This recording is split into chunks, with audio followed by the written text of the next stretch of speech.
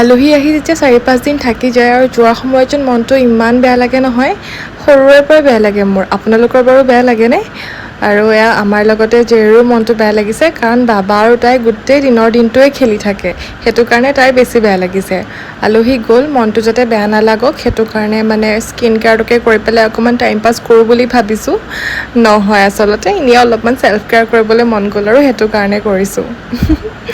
পূৰা লেপিবলৈ লাগি গৈছোঁ ফেচ পেকটো, আৰু এনেই মাজে মাজে কৰিবলৈ মন যায় সেইটো কাৰণে কৰোঁ, আৰু বিশেষ তেনেকুৱা একো নাই। স্কিনত কাম দিয়ক নিদিয়ক স্কিন কেয়াৰবোৰে, কিন্তু মইতো কৰিমেই। আৰু এয়া 15 মিনিটৰ পিছত মুখখন ধুই আহি পেলাই আকৌ দেখুৱাইছোঁ আপোনালোকক। অকণমান বাৰু গ্ল' কৰিছেনে স্কিনটো?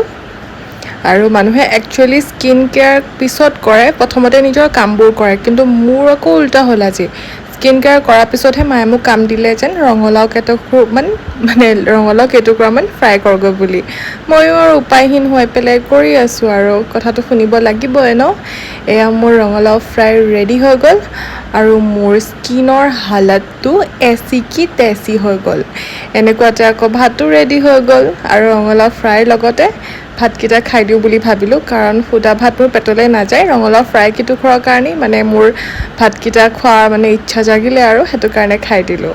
বাই, আজিলৈ আহিছোঁ, পুনৰ লগ পাম অন্য এটি নতুন